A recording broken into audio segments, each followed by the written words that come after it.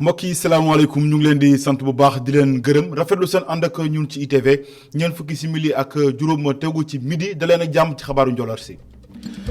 li ci gën a fës xayma ci tolluwaay wopp gi ci Sénégal ni ki tey kon ñetti nit ñoo ñàkk seen bakkan ci mbas mi yóbbu lim gi ba téeméer ak juróom fukk ak juróom-benn lu toll nag ci téeméer ak ñaar fukk ak téeméer ak fukk ak ñaar ñoo am yees wopp gi téeméer ak fanweer daal di ci wér ñaari junneeg juróomi téeméer juróom-ñetti fukk ak juróom-ñett ñoo tëdd ci lalu hôpital yi xayma gi daan ci ànd ak docteur Mamadou Ndiaye ci leeral ci biir xabaar yi bu calande Sénégal nag lu jëm ci rapport bi nga xam ne IGE fësal na ko daal di ko jébal njiitu réew Macky Sall askanu Sénégal nekkoon gàcce la ci am ba noppi la ñuy sàkk mooy képp koo xam ne sa tur jib na ci ne nag lañ la dénk na nga ko yoree baaxut foofu nag ñu daal di rëkk sa ndigg lu ci mën ci am nag kii di maître Ousmane Seye avocat la ne nag mbiri daal foofu mu leer ci bopp askanu Sénégal gépp ndax jàpp na ni kon IGE ay digle rek la am di jébbal ko njiitu réew Macky Sall moom nag mooy xala des ndax day lal ay daan ay update lu ci mënti am ay kàddam dina ko teewlu nu mu gën a yaatoo ci biir xabaar yi yëglekaay yi mooy laajtu xabaar yi ci njolloor si kon mbokk yi loolu gën a fës ci xëtub xabaar yi ne ski ñu ciy faram fàccee.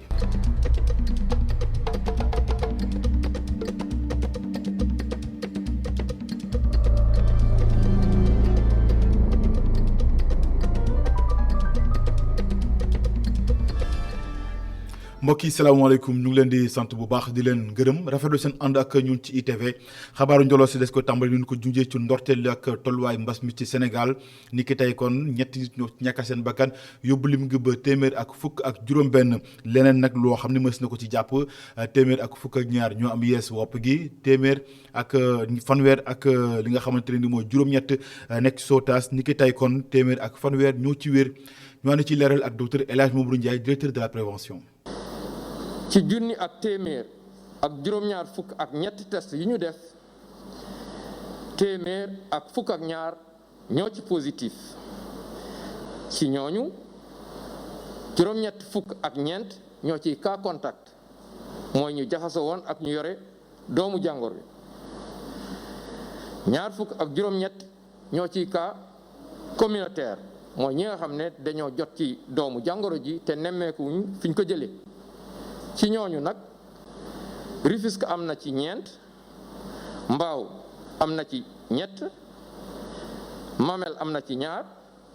Mermoz am na ci ñaar Ouakam ñaar Vélingara ñaar Cité Impôts et Domaines am na ci benn Grand Dakar am na ci benn HLM Grand Yoff am na ci benn Kaolack am na ci benn Kër Massar am na ci benn Les Maristes am nañ ci benn Parcelles Assainies am na ci benn Pikine am na ci benn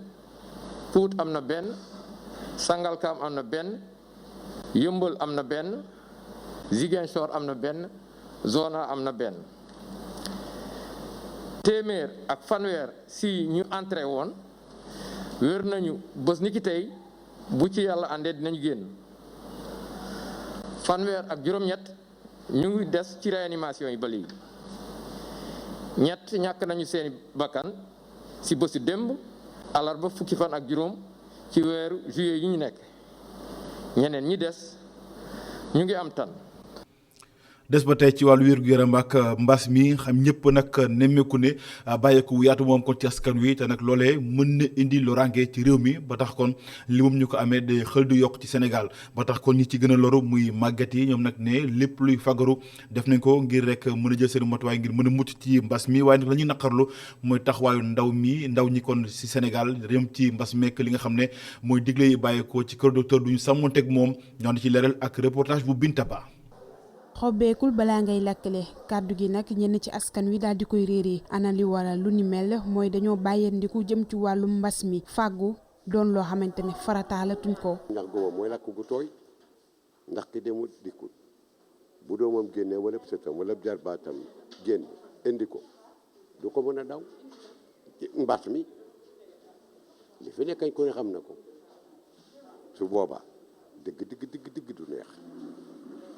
Sophie Cissé nekk njiital bàjjenu gox fii ci Fann Hock di fësal ni tey la gën a taxaw temb ci liggéey bi jëm ci wàllum ñaax askan wi ngir ñu gën a fegu. am na ci ñoo xam ne bu ñu nee tegg seen bagage dugg sama biir kër rek dañuy daal di raxasu automatiquement parce que xam nañ ne tafuma ci réewuma ci sama biir kër Mame Ngor Ndiaye ak Sophie Cissé ku nekk làkk lu ëpp juróom fukki at moonte ne tey la ñu gën a ñaawlu doxalin bi nga xamante ne ñenn ci askan wi ñu ngi koy daal di def jëm ci wàllum ñàkk bañ a fësal seen bopp ci xeex mbas mi. ku leen a sangul sab taar la bëgg ku leen a sangul sab taar la bëgg waaye boo dee ndaw mbir na cim réew sa baay say maam say nijaay di def la nga xam ne moom la nguur gi digle topp ca waaye bu fekkee ni yaa ngi ber sa saawus bopp ëllëg da nga ko sonal gouvernement bi sonal say waajur. xale yu ndaw yi da nga leen gis ci tali bi ñu nekk di dawal ay vélo di football da ngay jaaxle da ngay dem ci seen parents yi wax ak ñoom mais après boo wàññeekoo rek fekkaat leen même place ñu kii. ñi dellu di ñaax askan wi ñu gën a bàyyi xel mbas mi ndax mu ngi ci mim xew te mu ngi def ay loraange bés bu yàlla sàkk. Binta Ba jërëjëf faju ci doonul fay dara le maire bu Fann Point Amitié daal di def màgget yi nga xam ne kon dañoo wopp te nag léeg-léeg du ñu am lu nu fajoo loolu nag mu ngi ko daal di def ginnaaw jàppandalu ndaw yi nga xam ne kon ñoo nekk fii ci commune bu Fann Point Amitié ñu teelu maire bi di Palla Samb ay kàddoom ci micro Binta Ba. tey def nañu ay journée de consultation suba dinañ continuer waat sensibilisation bi dem si nit ñi dem si grand place yi waxtaan ak nit ñi xamal leen ne feebar bi am na nit ñi nañuy respecter distance yi nañuy sol seeni masque parce que loolu rek moo ñu si mën a génn pour sinon Sénégal attanul feebar bi. ñu dem ca Ndar Géej xam nga ne nag jëwriñ gu ñu dénk wàllu microfinance ak économie solidaire Zahra Iyane Thiam ma nga fay amal tournée kon lu toll ci téeméer ak juróomi million sunu xaalis la fa dugal ngir rek jàppale ndaw yi ak jigéen ñi ngir ñu mën a suqaliku waaye itam gën a mën a gis seen bopp rawatina mbas mi nga xam ne kon jural na leen ay loraange jëm ci wàllu koom-koom moom la Aliou Niang Ale Thiam. ci Podor le ministère bi ñu dénk wàllub microfinance ak économie sociale ak solidaire jeexale tournée nationale bi nga xamante ni mi ngi ko doon amal te mu aju ci programme d'appui sectoriel Covid-19 ndimbal loolee nga xamante ni dafa jëm ci mutuelle yi nag gouvernement bi lim ci namm mooy fexe ba soqali koomu yenn pàcc ci askan bi. te tey li ñu nemmeeku fii ci mutuelle Adama Aïssé mooy que ne nit ñi nga xam ne ñoo dëkk ci gox yi. xam lan mooy seen jafe-jafe ñoom ñooy wutal seen bopp ay solution donc jigéen ñi nga xam ne 2001 ak léegi bi ñu gisee ne am nañu wàll jafe-jafe pour am koom bu ñu mën a liggéey dañu boole seeni doole daal di taxawal seen mutuelle. kon tey ci programme bi bu fekkee ne dañu ne dañ koy def ci ñaari pàcc li ñuy woowee mutuelle isolée ñu mën leen dimbale li ñuy wax acteur de l'économie sociale et solidaire yi mbas mi laal lool ñu mën leen dimbale. bu ñu ñëwee fekk fi ay jigéen yoo xam ne jigéen yu jàmbaar lañ ñu ngi liggéey gëm liggéey donc faw ñu mën leen taxaw. jigéen ñi nekk ci mutuelle bi di Adama Aïssé gannaaw ba ñu sosee seen kuréel bi ba léegi gulet nguur gi indi leen ndimbal moo tax nag nee nañu dañu ko jëfandikoo na mu waree. mu ñëw tey mu indil ñu 10 millions de francs du ñu def lu muy di ko kontaan di ko jaajëfal te yaakaar nañu lii daf nu coqataan rek. te la yaakaar nañ ni lii téeñ la rek yan bi ñëwagul te bu soobee yàlla yaakaar bu mu am si ñun ba indi ko daanu ko war nañ ñun jigéenu Podor dañu yàgg taxaw ndax depuis ba léegi ñoo ngi liggéey suñu liggéey di def suñuy soxla te xaaruñu si kenn kon tey bu ñu ñëwee ba def si seen loxo duñ leen ruseel te duñ leen gàcceel. ci xayma ci biir région de Saint-Louis yëpp lu tollook téeméer ak juróomi million jot nañ ko fi séddale ci biir programme sectoriel bi la. Momar Aliou Diong jërëjëf xam ngeen ne nag coow li na cour ci réew mi mooy rapportu bàyyeekoo IGE jëm ci njiitu réew Macky Sall ak kàddu yi nga xamante ne yëkkati na ko ci askanu Sénégal ne kon dañoo amee gàcce ak tamit naqar ci yorinu réew mi rawatina yenn ci kuréel yi nga xam ne dañu ko dénk ñi nga xam ne kon ñoom ñoo ci war a doxal ngir askan wi yëpp mën ci gis seen bopp ñoom nag la ñuy naqaru nag mooy donte nag njiitu réew mi yëkkati na ci baat léeg-léeg kon mbir mi du mujj fenn ba tax kon loolu lépp ay sàkkuteef lañu leneen lu ñuy sàkku daal mooy képp koo xam ne jalgati nga ci liñ la dénk ñu rëq sa ndigg reportage Ndeye Nancy Diop Diouf. kuréel gi ñu fi teg ngir saytu mbirum nguur gi ñu gën koo xam ci IGE ak lii di ay milliards ci suñu koppar te askan wi am ci ay dégg rek bokk na ci lu askan wi di waxtaane ci jamono yi ñu nekk ñenn ci askan wi jàpp nañ ni ñi ci nguur gi ñoom mi neen ñooy pàccoo lii di kopparu réew mi te loolu yoon war cee taxaw bu baax. mais dëkk warul demee nii ku ñu namee nga ñëw def loola neex tubb lekk def lu la neex dem sa yoon keneen ñoo defeti noonu mais jusqu'à quand boo xoolee depuis colonisation ba ñu am suñu indépendance 1960 ba léegi di fi dugg si ay milliards kenn xamul lu mu toll fan la feeñ Sénégal fenn chaque fois dañu naan diw lekk na lii diw jël na tuba fi dara di fi dugg si milliards ay milliards kenn xamul tuba waaye Sénégal war na dépassé fi yàgg waaw waaye su fekkee ne ku foti ñu jël affaire bi ranger ko dans les tiroirs bàyyi ko ba léegi muy doxantu waaye ku def fële benn pickpocket man wala benn sàcc ko daal buñ jël ko dugal si kaw bi dugg fa ay année ko jaaduwul daal yoon daal un état démocratique warul doxee nii waaw dañu war a appliquer la loi à même égalité pour tout le monde. ci beneen wàll gi jàpp nañu ne alalu askan wi ci askan wi la war a delluwaat surtout ci jamonoy mbas mi ñu toll. ba ñi nga xam ni ñoo jël alalu réew mi lubal ko daan dal leen. C'est-à-dire on peut pas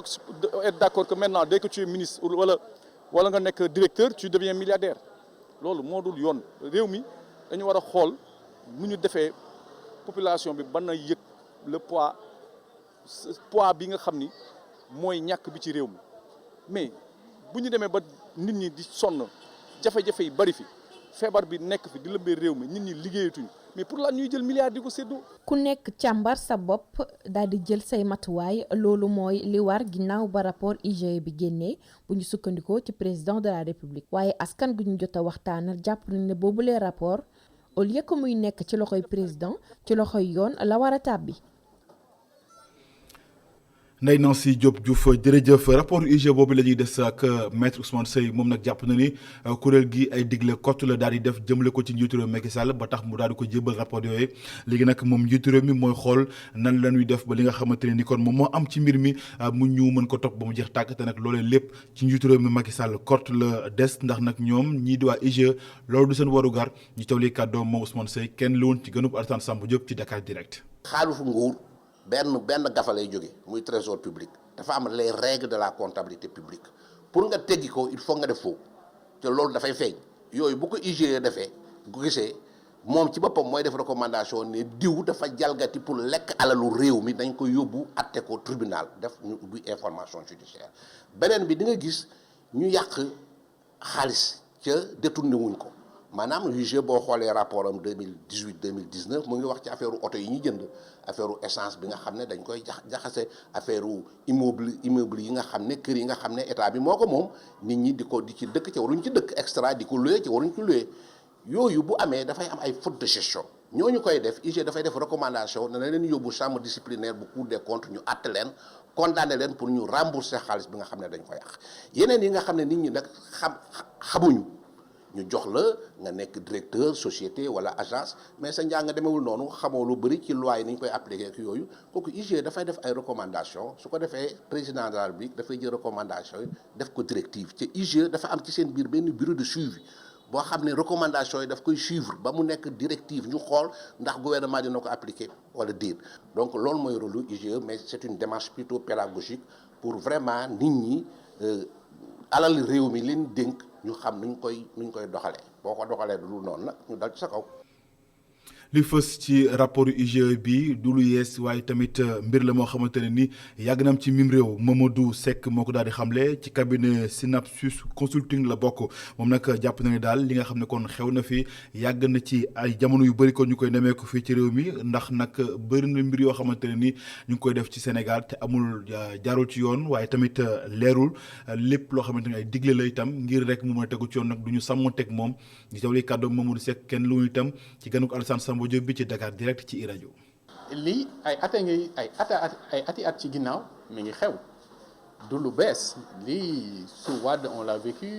su Diouf je présume mais je n'étais pas dans les secrets de ces rapports là booba mais su Wade ak Macky Sall du lu bees su Wade dañ ko doon gis su Macky Sall mais rapport bi ñu mujjee produire gis nañ ko ci donc bettuñu c'est que ay pratique la rek yu ñuy perpétuer. beneen élément bi li tax ma ni du lu bees bettuñu mooy que mais entre 2016 ak 2020 li fi xew bari na il s'est passé beaucoup de choses te dañu bàyyi mu jàll c'est-à-dire que dañu bàyyi 3 rapports 4 yu tegaloo ñu koy door a produire mais entre-temps jotuñoo corriger nit ñi pour loolu ñu def ñu bàyyi ko donc lii bettuñu. les je dirais même maa ngi wax je dirais plus ñu ci bari. am nañ poste bu ko gën a kawe c'est-à-dire que soit ñi ngi en poste am na ñoo xam ni am nañ poste bu gën a kawe ñu ci bari ñu jógee seen poste du sanction parce que def nañ lii xëy na leneen a tax donc c'est dire que du lu ñu bett c'est pas nouveau sous nos tropiques comme on dit yàgg nañ ko def ay pratiques la yoo xam ni finalement dañuy banaliser wu même parce que quand vous voyez njiit boo xam ne bii day lebal boppam ci xaalisu kees gi mu yor mooy que loolu saa waay jéggi na dayoo boo xam ne bii mais bettul kenn et on attend de voir luy xew. ñaxtu yeeg njàmbat yi ci facture ndox yu seer yi lu fës la ci Sénégal rawatina ci banlieue bu Ndakaaru te nag ñu ci jokkari baaraamu tuum Sen'Eau ñoom nag indi nañu doxalin wu yees daal di ko dippee système collecte ngir rek mën a xool facture ndox yi kon nuñ koy jàppante waaye itam mu gën a jàppante ci kaw askan wi ba tax ñoom nag ñu ngi sàkku ci li nga xam ne ñooy askan wi ñu xoolaat bu baax nan la ñuy yaxanalee ndox mi bu ko defee mu mën a mattee ci réew mi wërngal këpp loolu lañ ci ànd kii leeral ak Mamadou Lamine Fati. lu am solo suñu wérgu yaram ndox doon li nga xam ne njariñ bu mu am bari na loolu waaye ci mujjantal ji dinga ko fay ci mbedd yi dinañ fa gis ay nit yi nga xam ne ñu ngi liggéeyal société bi di Sen'Eau ñoom dañuy dugg ci kër yi ngir saytu compteur yi di xool askan wi jëfandikoo bu mu def ci ndox wi lee kii di responsable administratif bu agence Sen'Eau bu Pikine di dellu si waat ci tolluwaay yooyu lee facturation bi nun ko waxee da day débuté ci loo xam ne planning de facturation boo xam ne moom la suñu direction bind ne ba sàngam ngeen di commencer facturation parce que ku ci nekk lu muy gàtt-gàtt war nga def 200 police par jour loolu yëpp suñ ko tënkee ñoom ñu dem relever dini suñu ñëwee dañ koy saisir suñ ko saisiree am na tamit lu ñuy wax loo xam ne amul benn problème amul benn différence amul coow amul dara yooyu day dem directement facture yi génn mais lu ci des mooy lan yoo xam ne consommation bi dafa bëri yooyu day génn anomalie dafay génn enquête ñu dem saytuwaat moom dina xool su relevé na kat kii tàmmul consommer li consommation bëri na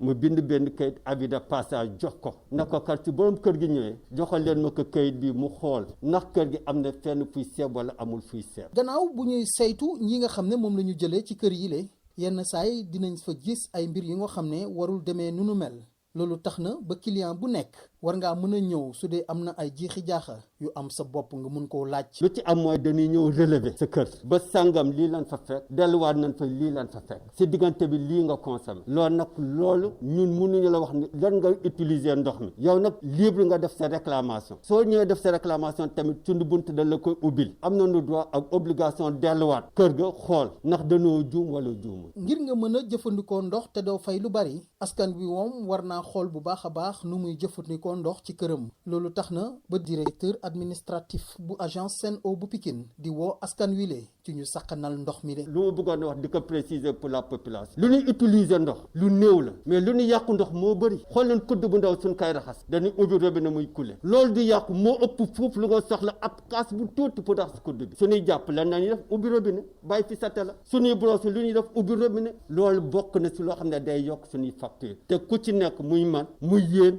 war nañu góorgóorlu pour sakkandoor ndox mi parce que on a l'habitude de dire quand il y a troisième guerre mondiale c'est la course effrénée vers l'eau potable. fu mu toll nii gis nañ ne askan wi lu muy ñaxtu ak lu muy joytu facture yu seer yi bari na loolu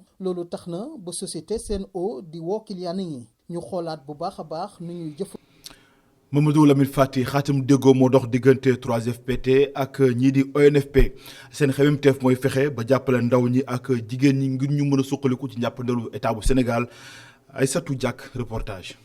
lëkkaloo bi fonds de financement de la formation professionnelle du 3FPT amal ak ñi nga xamante ne ñoo di ONFP di office national de formation professionnelle nguur gi daal di leen ci fekk si rek ngir mën a jàppale ñi nga xamante ne ñoo di ndaw ñi. convention bi nag li ko waral ay instruction yu ñu jot la ci suñu kilifa réew mi ak suñu ministre Dame Diop di suñu ministre de tutelle. li ci biir nag li ko waral mooy ñu jéem a liggéey xool ni ñuy liggéeyandoo pour que li ñuy liggéey ñun ñëpp di ONFP di 3FPT am njëriñ ci askan bi am njëriñ ci cible yi nga xamante ni tey jii ñu ngi leen di financer wala ñu ngi leen di former à travers suñu ñaari structures yi président de la République dafa gis ni que instruments yi existé nañu waaye cohérence bi ci war a am synergie bi ci war a am moo des. kii di directeur ONFP di office national de formation professionnelle di ñu xamal ni lëkkaloo yooyu ñu signé dina mën a tax rek jeunes yi daal di mën a am liggéey nu mu gën a yombee. naata yi nga xam ne ñoo bokk liggéey bi daje fii tey ci salle bi ci biiru locaux 3FPT pour mandargal lëkkaloo boo xam ni ONFP ak 3FPT dañ koo daf ngir mën a tontu ci li nga xam ni askan bi moom la ñuy xaar ci wàllu formation professionnelle ak technique kon gouvernement bi teg na fi maanaam ay jumtukaay ak ay organes yoo xam ni bu ci ku nekk liggéey li nga waree liggéey te ñu lëkkaloo seen biir li nga xam ni moom la askan bi di xaar dinañu gën a mën a former ay nit dinañu gën a mën a financer ay nit pour ñu am formation yi nga xam ne moom la ñu bëgg parce que suñu rôle moom mooy fexe ba li ñuy wax employabilité maanaam ndaw ñi ñu fexe ba jox leen métier ba nga xam ni grand projet yi nga xam ni président Macky Sall indi na ko ci biir Sénégal bu ñu soxlaa ñu war a liggéey ñu ñëw fekk ni kat ndaw yooyu formé nañ leen ba pare. entreprise bi di 3FPT di ñu xamal rek ne pare neen pour assurer li nga xamante ne moo di financement yi nga xamante ne neen ko amal ngir rek ndaw yi mën a def yooyu les formations professionnelles ak techniques. Considérant la mission du 3FPT.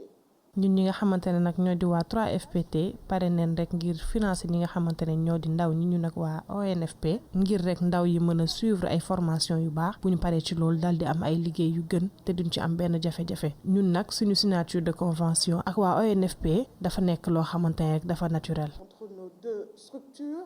est tout à fait naturel. lëkkaloo bii nag ñu amal dina tax ñi nga xamante ne ñoo di jeunes yi ñu suivre ay formation yu baax suñu paree ci loolu seen mën a am liggéey daal di gaaw.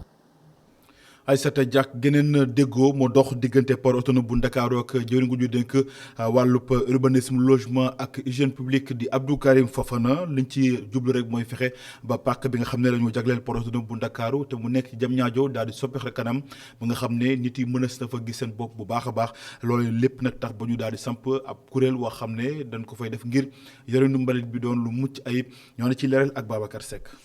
xaatim déggoo bi diggante fondation port autonome bu Ndakaaru ak ministère bi ñu dénk wàllu urbanisme dëkkuwaay bi ak cet gi dina may port bu Dakar ak li ko wër gën a set loolu bokk ci jéego yi nga xam ni kilifa yi ñu ngi koy teg ngir benn tilim bañ a am ca bërëb ba. parce que port day indi lu mel ne 20 millions de tonnes yuy dugg ci dëkk bi di nga produire déchets yu bëri déchet nag c'est dañ koy sàggane mais science la. waa UCG xam nañu moom li ñuy wax c'est une vraie science derrière moo tax vraiment ñu am fierté ñëw toog fii xaatim li jox la suñu loxo et puis di la wax ne aussi fondation bi incha allah ci lépp looy mbébét rek ñu ngi sa ginnaaw def ci suñu loxo incha allah. nas ay pexe ba port bi set dafa bokk ci jéego yi nga xam ni nguur gi teg na ko ngir ñoŋal nekkin bi ci dëkk yi ak dëkkaat yi ci fànn yu mucc ayib. te yeneen tamit li ci am solo mooy port buntu la ni nga waree am aéroport bu rafet bu set noonu nga waree am port bu set boo xam ne bu dul moom sax quartier bi ndaxte gis nga dëkk yëpp ci àdduna bi quartier port bi quartier gare bi day am solo d'autant plus que ñun suñu port ci biir digg dëkk bi la nekk donc loolu yëpp di gis-gis bu am solo ñu leen ciy félicité bu baax a baax te am yaakaar ne lii dina jur njëriñ bu rëy ci sénégalais yi mais tamit doon soññ ci yeneen entreprise yi ñu xam ne dëkk bi bu ñu mënee jëriñu c'est parce que dafa am jàmm dëgg la waaye tamit dafa set dafa neex ñee ba tax nit ñi di fi ñëw di dugg ak génn donc li ngeen def am na solo ñu ngi leen ciy gërëm bu baax di leen féliciter tamit. bu ñu yegsee si cëppaandaw li xaatim déggoo boobu dina tax ñu teg ci port bi ay jumtukaay yoo xam ni dinañ ko mën a setal boole ci tàggat ñi nga xam ni ñoo yëngatu ci biir port bi ci nit ñi jëfandikoo mbalit mi. gërëm ko bu baax a baax Babacar Seck mbokk yi pàcc bu mujj ci xabaar yi li ci yëglekaay yi.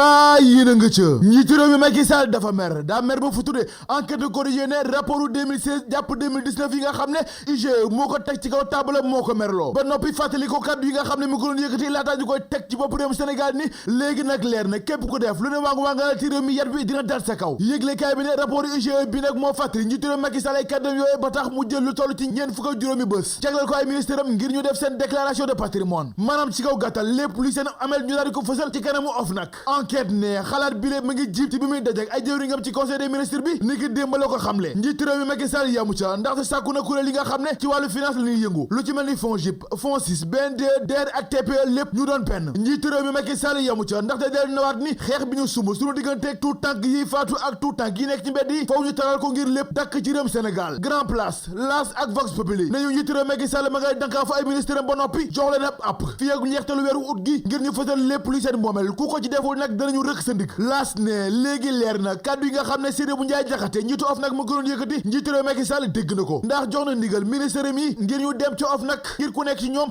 ñu xam ci lan nga tokk Vox Populi ne léegi nag caaxaan faaxe dëgg des de ndax mboolemu ministre yi nekk ci gouvernement bu Sénégal njiitu réew Macky Sall dankaafu na leen ba noppi yebal leen ci OFNAC ngir ñu fësal seen moomel yëglekaay bi ne léegi lépp leer ba mel ni jantum midi ba ñu xam ministre bu nekk ñaata milliards nga tokk Grand Place ne njiitu réew Macky Sall ma ngay lëj ba ay milliards ministère yi te mbir mi yemul rek ci ministère yi ndax président assemblée nationale ak premier questeur bu assemblée nationale njiitu conseil économique social et environnemental Aminata Touré ak Aminata Mbengue Ndiaye mi jiite au conseil des collectivités territoriales yépp seen moomel danañ ko fësal le quotidien ni jëwriñ yi nag am nañu ñeent fukki fan ak juróom ngir fësal seen moomel yéglekaay bi samp laaj ni est-ce que war nañu yokkalaat ñeent fukki fan ak juróom ci ministère yi ak kilifa yi ngir ñu fësal seen moomel ndax lu ëpp ata ngi ñu leen di tongal ak topp ngir ñu fësal seen moomel waaye ba léegi France daal di xëddeen yéglekaay bi ne est-ce que kilifa yi tam waroon nañ leen topp ak a teg pression ngir seen warugar ñu def ko ba mu jeex tàkk yéglekaay bi ne njiitu réew Macky Sall ma ngay yëngal gësam ay ministre am ngir ñu dem ca OFNAC ci Seydou Ndiaye Jaxate ngir fësal seen amel ak seen moomel ngir ñu xam ci lan la ñu toog milliards ministres yi la ñuy lañ bët de les économies njiitu réew Macky Sall xam na leen nag ni jalgati dëgg moom ci yoon wi nga xam ne teg nañ ko ngir ministres yi ak kilifa yi ci réew mi